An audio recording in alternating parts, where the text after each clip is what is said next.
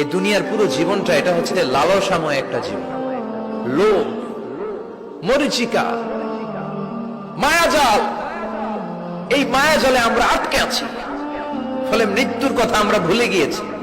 পাগলের মতো ছুটছি, আরো টাকা লাগবে, আরো খ্যাতি লাগবে, আরো যশ লাগবে, আরো দাপট লাগবে। আমার এত টাকা দিয়ে কি হবে? এত সম্পদ দিয়ে কি হবে? এত ব্যস্ততা দিয়ে কি হবে তোমার? স্টপ, থামুন, অনেক হয়েছে। আম্মা থামুন, take a rest, take a breath and think about death. Think that you have to go back to your Lord. একটু বসেন না, একটু ভাবেন যে আমাকে চলে যেতে হবে, চলে যেতে হবে। এই কোলাহল, এই ব্যস্ততা, এগুলো থাকবে, থাকবো না আমি। সাইয়েদনা ওমর ফারুক বলেছেন, মুতু ক্বাবলা আন তামুতু, মরার আগে একবার মরো। হাসিবু ক্বাবলা আন তুহাসাবু আলাইকুম, তোমার হিসাব নেওয়ার আগে তুমি একবার নিজের হিসাবটা করো না। কাগজ বের করে একটু লিখো না কি কি ভালো কাজ করছিলা, যেগুলো দিয়ে নাজাতের ওসিলা হতে পারে। 1 2 3, আর কি কি আকাম কুকাম করছো দেখো না, লিখে দেখো তোমার অবস্থাটা কি। মরার আগে একবার মরো।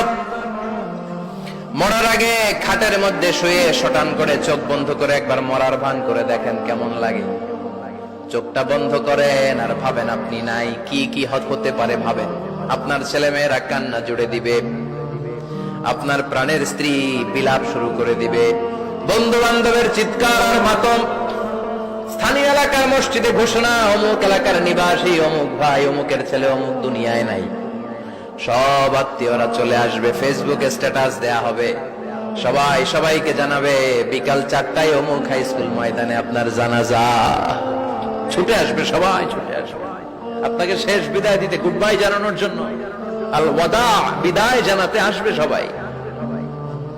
4 তাকবীর দিয়ে আপনার জানাজা হবে, অশ্রুসিক্ত জানাজায় আপনার বিদায় হবে। কাঠের খাটিয়ার মধ্যে করে কাঁধে তুলে আপনার কবরে নেওয়া হবে। আগে থেকে খুঁড়ে রাখা কবরটার মধ্যে আপনারে বিছিয়ে দেয়া হবে।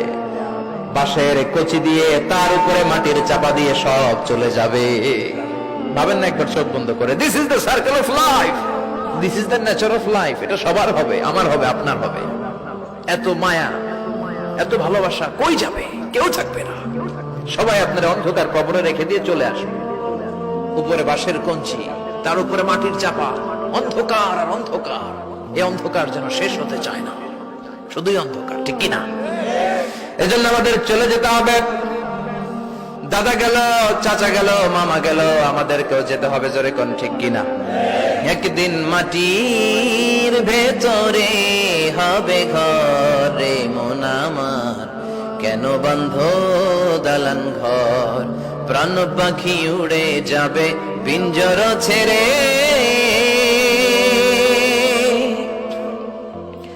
ধরা ধামে সবই রবে, তুমি যাবে চলে। বন্ধু বান্ধব যত, মাতা পিতা যারা সুত, সবই হবে তোমার পরে। মন আমার কেন বন্ধ দালান ঘর, একদিন মাটির ভেতরে হবে ঘরে মন আমার, কেন বন্ধ দালান ঘর, ঠিক কিনা? সব পরে থাকবে, চলে যেতে হবে আমাদেরকে। এজন্য আখিরাতের কথা যেন আমাদের স্মরণ হয়। বিশ্বনবী বলতেন, নাহাইতুকুম আন জিয়ারাতিল কুবুর, আমি তোমাদেরকে কবর জিয়ারত করতে আগে নিষেধ করতাম, কিন্তু এখন নিষেধাজ্ঞা প্রত্যাহার করে নিলাম। এখন সব সময় তোমরা কবরের সামনে যাবা আর জিয়ারত করবা। কবরস্থানে জানতো বড়ুয়া কৃষ্ণপুরের এই গ্রামের কবরস্থান আছে কোন দিকে? পূর্ব দিকে আছে, গোখরার জলের ওদিকে। যান আপনারা, একটু যাবেন, একটু গেলে আখিরাতের কথাটা স্মরণ হবে। ওখানে ছোট শিশুরা শুয়ে আছে, কিশোর যুবকরা আছে, আপনার মতো তাগড়া যুবক, মুরব্বীরা আছে। এরা এই এলাকায় থাকতো, এরা আকাশ থেকে নেমে আসে না, এই এলাকার সন্তান, আজ নাই। একটা সার্টেন পিরিয়ড শেষে আপনিও থাকবেন না। This is the nature of life, this is the circle of life. ছোট্ট শিশু হয়ে এসেছিলেন, শৈশব, কৈশোর, যৌবন, প্রৌঢ়ত্ব। আগে ছিলেন সিঙ্গেল, বিয়ে করে হয়ে গেলেন ডবল। এরপরে আল্লাহ আপনাকে একটা মেয়ে দিল, এরপরে মেয়েকে বিয়ে দিয়ে শ্বশুর হলেন, এরপরে ওই মেয়ের ঘরে সন্তান হতে নানা হলেন। আর কতদিন? অনেক দিন হলো তো, অনেক লম্বা সময় পেয়েছেন আপনি। Think about death. এবার যাওয়ার কথা ভাবেন, আখিরাতের সামানের কথা ভাবেন, ফিরে যেতে হবে। কি শক্তিশালী যুবক, বার্ধক্য চলে আসলে লাঠি ছাড়া চলতে পারে না। কুচকুচে কালো দাড়ি সাদা হয়ে যায়, দাড়ির শুভ্রতা, বয়সের ভার, রং ধরা যৌবন জং ধরে শেষ, ঠিক কিনা? This is the circle of life. যুবক ভাইরা, এটাই জীবন, চলে যেতে হবে, কেউ থাকতে পারবে না, ঠিক কিনা? এটা রিমাইন্ডার আল্লাহ এই সূরার ভেতরে দিয়েছেন যে তোমাদেরকে ফিরে যেতে হবে, এই লোভ লালসা ছেড়ে দাও। রব্বুল আলামিন বলেন, আলহাকুমুত তাকাসুর হাত্তা যুরতুমুল মাকাবির। ও গোলাম, দুনিয়ার সম্পদ, লোভ লালসা তোদেরকে পাগল বানিয়ে দিয়েছে। এই লোভ পাগলামি কোনোদিন তোদের থামবে না যতদিন না তোরা কবরে ঢুকবি, ঠিক কিনা? কার কথা? আল্লাহ বললেন, দুনিয়ার সম্পদ আর লোভ আর মোহে তোমরা গাফেল হয়ে গিয়েছো।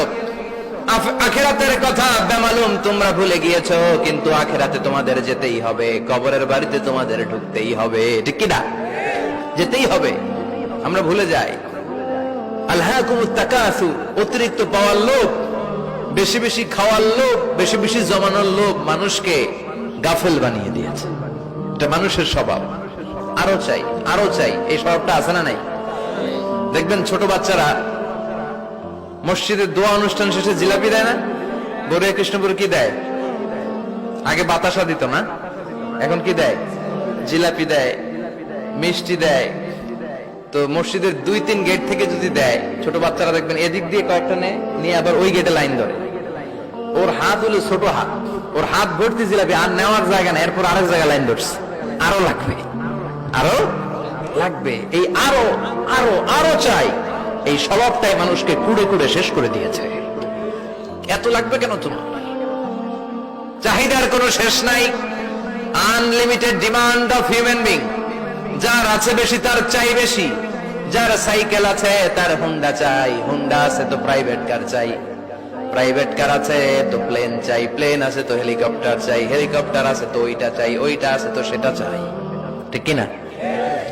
এলাকার মেম্বার যে হয়েছে চেয়ারম্যান হতে চায়, আছে না নাই? চেয়ারম্যান সাহেব এমপি হতে চায়, আছে না নাই?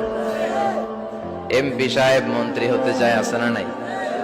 মন্ত্রী সাহেব প্রধানমন্ত্রী হতে চায়, আছে না নাই? কিন্তু এই দেশে সুযোগ নাই। কথা কন, এই দেশে প্রধানমন্ত্রী সিলেক্টেড, 2-3 জনের বাইরে কেউ প্রধানমন্ত্রী হতে পারবি না, ঠিক কিনা? আমার এই জীবনে তো আমি 2-3 জনই দেখলাম। বেগম খালেদা জিয়া, মাননীয় প্রধানমন্ত্রী শেখ হাসিনার ছোট্টবেলা দেখেছি এরশাদকে, আমরা তখন ছোট।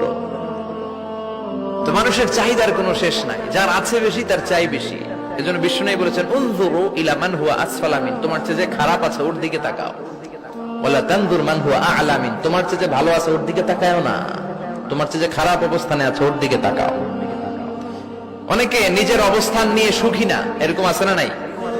আল্লাহ আমার এটা দিল না রে, ওইটা দিল না রে, পাইলাম না রে, কিচ্ছু হয় না, কি করব জীবন, হতাশ। আসলে আছে কিন্তু অনেক, কিন্তু শুকরিয়া নাই, টাকা, ঠিক কিনা? নিজের অবস্থান নিয়ে সুখী না, কিন্তু অনেক লোক আছে তারা আপনার অবস্থানে পৌঁছতে চায়। তাদের দিকে তাকিয়ে দেখেন, আপনি যে অবস্থানে আছেন এই অবস্থানে পৌঁছাটা অনেকের কাছে স্বপ্ন। তারা প্রতিনিয়ত সংগ্রাম আর স্ট্রাগল করে যাচ্ছে আপনার অবস্থানে পৌঁছতে, আর আপনি এটা নিয়ে সন্তুষ্ট না। শেখ সাদির নাম শুনেছেন?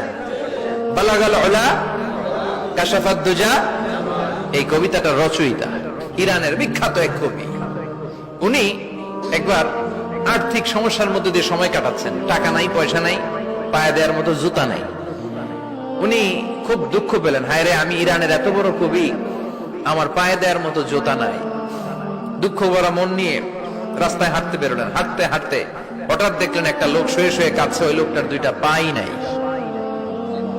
পাই নাই। উনি সেজদায় পড়ে গেলেন, আল্লাহর কাছে ক্ষমা চাইলেন, আল্লাহ অনেক দিয়েছো, শুকর আলহামদুলিল্লাহ। এজন্য যেই পরিস্থিতিতেই থাকি না কেন আমরা কি পড়বো? জোরে বলেন, কি পড়বো? এজন্য কানাতু মিনাল ইসলাম, অল্পে তুষ্ট থাকার নাম হলো ইসলাম। সম্পদ লাগবে কিন্তু সম্পদের পাহাড় লাগবে না, ঠিক কিনা? অল্প খান, অল্প পড়েন, অল্প জামান, অল্পের ভেতরে বরকত ঢুকাইয়া দিছে কে? দেখবেন যাদের সম্পদ অল্প তারা সুখী বেশি। জরিপে এটা দেখা গিয়েছে, অনেক সার্ভেতে এটা এসেছে, যারা সম্পদশালী এরা দুঃখী বেশি, এদের দুঃখ বেশি, টেনশন বেশি। খুব স্বাভাবিক, টাকা যার বেশি রোগ তার বেশি, টাকা যার বেশি টেনশন তার বেশি, টাকা যার বেশি ঘরে শান্তি তার কম। আছে না নাই? ঘরের ভেতরে অশান্তি, ছেলে কথা শোনে না, ছেলে টানে গাঞ্জা, মেয়ে করে পরকিয়া, আছে না নাই?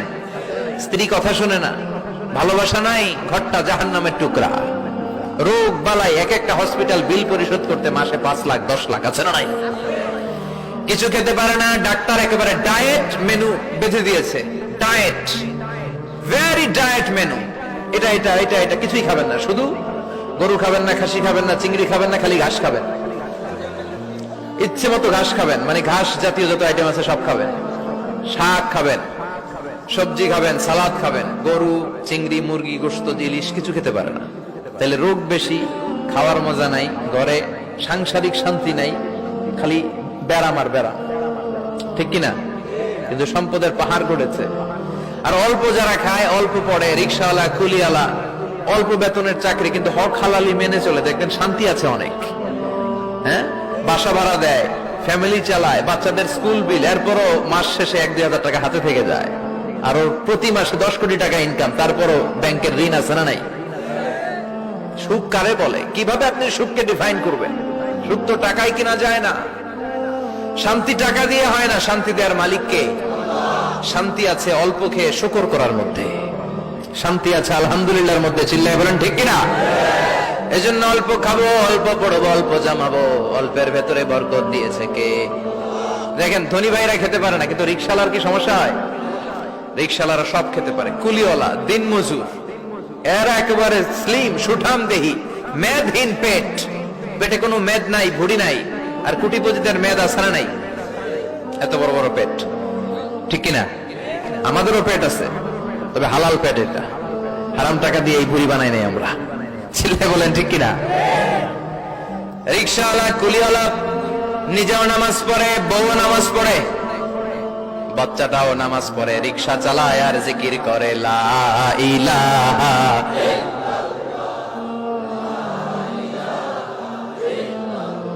লা ইলাহা ইল্লাল্লাহু মুহাম্মাদুর রাসূলুল্লাহ সাল্লাল্লাহু